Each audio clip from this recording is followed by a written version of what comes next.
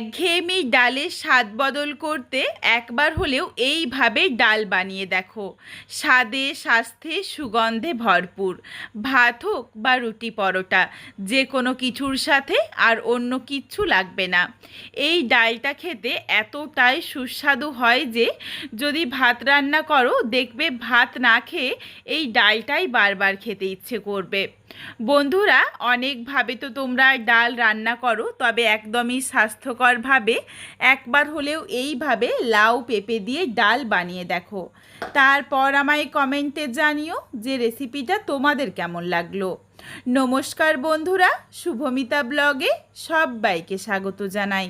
তাহলে চলো আজকে রেসিপি দেখে নেওয়া যাক।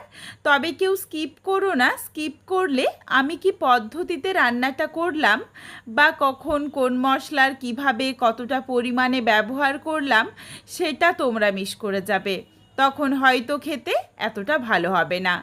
এই ডালটা আমি অনেকটা বেশি করে বানাবো, যাতে দুপুরেও হয়ে যায় আবার রাতে রুটির সাথেও খাওয়া যায়। আর বেশ ভালো লাগে ডালটা খেতে, এই জন্য কিন্তু এই ডালটা শুধুই খাওয়া হয়ে যায়। এই কারণেই আমি বেশি করে বানাচ্ছি। বেশ একটু বড় বড় টুকরো করে অর্ধেকটা লাউ কেটে নিয়েছি, আর অর্ধেকটা পেঁপেগুলো দেখো বেশ একটু পাতলা পাতলা ছোট করে কেটেছি। তার কারণ লাউটা তো নরম সবজি, সহজেই গলে যায়। পেঁপে যদি বেশি বড় করে টুকরো করা হয় তখন কিন্তু গোটা গোটা থাকবে, সেই ক্ষেত্রে ডালটা খেতে বা দেখতে এতটা ভালো লাগবে না। যাতে সমস্ত কিছু বেশ সুন্দরভাবে নরম হয়ে যায়। এখানে আমি কিছুটা পরিমাণে মসুর ডাল নিয়ে নিচ্ছি। এখানে আমি মসুর ডাল নিলাম। তোমরা যারা মসুর ডাল খেতে পছন্দ করো না তারা চাইলে মুগ ডাল দিয়ে রেসিপিটা বানাতে পারো।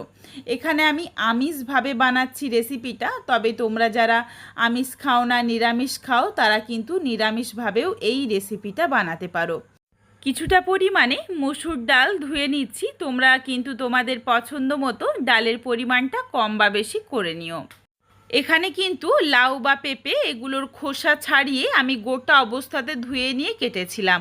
কাটার পর আর ধুচ্ছি না, তাহলে কিন্তু লাউ থেকে আরও বেশি পরিমাণে জল ছাড়বে।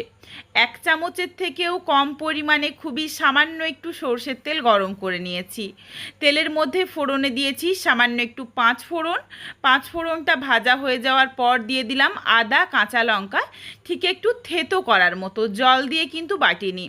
জল ছাড়া একটুখানি মিক্সিং জারটা ঘুরিয়ে নিও, যাতে ঠিক এই রকম দানা দানা থাকে, তাহলে মুখে পড়লে খেতে বেশি ভালো লাগে। আর তোমরা যেমন ঝাল খাও সেই বুঝে কাঁচা লঙ্কাটাই এই সময় বেটে নিও। এই রান্নাতে কিন্তু ঝালের জন্য গুঁড়ো লঙ্কার ব্যবহার করব না। কাঁচা লঙ্কা দিলে রান্নাটা যেমন স্বাস্থ্যকর হয়, খেতেও বেশ ভালো লাগে, ভীষণ সুন্দর একটা গন্ধ আসে। এখানে প্রায় 1/2 ইঞ্চ মতো আমি আদা দিয়েছিলাম। হালকা করে একটু আদা কাঁচা লঙ্কাটাকে ভেজে নিয়েছি, খুব বেশি ভাজারও দরকার নেই। তারপর দিয়ে দিলাম কেটে রাখা পেঁপের স্বাদ অনুযায়ী লবণ দিয়ে নাড়াচাড়া করে কিছুক্ষণের জন্য একটু ঢাকনা দিয়ে ঢেকে রাখছি। পেঁপেটা যাতে হালকা করে একটু ভাজা হয়ে যায়। আর লবণ দেওয়ার জন্য বেশ খানিকটা জল ছাড়বে, জলটাকেও কিন্তু একটু শুকিয়ে নেব। কিছুক্ষণ পর ঢাকনাটা খুলে নিয়েছি। দেখো পেঁপের থেকে অল্প করে একটু জল ছেড়েছিল, জলটা শুকিয়ে গেছে। আর পেঁপেটা কিন্তু হালকা করে একটু ভাজা হয়েছে। এর থেকে আর সামান্য একটু যেন ভাজা হয়, এই জন্য আমি আরেকবার ঢাকনা দিয়ে ঢেকে দিচ্ছি। তবে খুব বেশি লাল করে ভাজারও কিন্তু দরকার নেই। ঠিক এই রকম হালকা করে একটু ভেজে নিয়ে পেঁপের সাথে দিয়ে দিলাম ডুমো করে কেটে রাখা লাউ দিয়ে নাড়াচাড়া করে মিশিয়ে নিচ্ছি। তবে এই সময় স্বাদ অনুযায়ী একটু লবণ দিয়ে দিলাম, যাতে লাউ থেকে বেশ খানিকটা পরিমাণে জল ছেড়ে আসে। লবণ দিয়ে নাড়াচাড়া করে মিশিয়ে নিয়ে কিছুক্ষণের জন্য ঢাকনা দিয়ে ঢেকে রাখছি। কিছুক্ষণ পর ঢাকনাটা খুলে নিয়েছি। লাউ থেকে দেখো অল্প অল্প করে বেশ খানিকটা জল ছেড়েছে। এই জলটা তো পুরোপুরি শুকিয়ে নেওয়া যাবে না। পুরো যদি জলটাকে শোকাতে যাই তখন কিন্তু একদমই লাউটা গলে যাবে, তখন আবার ডালটা সেদ্ধ হবে না। হালকা করে একটু লাউয়ের জলটা শুকিয়ে নিয়েই এর সাথে দিয়ে দিচ্ছি পরিমাণ অনুযায়ী হলুদের গুঁড়ো, সামান্য একটু জিরের গুঁড়ো, ধনের গুঁড়ো, আর এর সাথেই দিয়ে দিচ্ছি ধুয়ে পরিষ্কার করে রাখা মসুর ডাল। গুঁড়ো মশলাগুলো আগে একটু লাউ বা পেঁপের সাথে মিশিয়ে নিয়ে মসুর ডালটা দেওয়ার পর নাড়াচাড়া করে মিশিয়ে নেব। আর মিশিয়ে নেওয়া হয়ে গেলেই এখানে আমি বেশ কিছুটা পরিমাণে জল দিয়ে দিচ্ছি।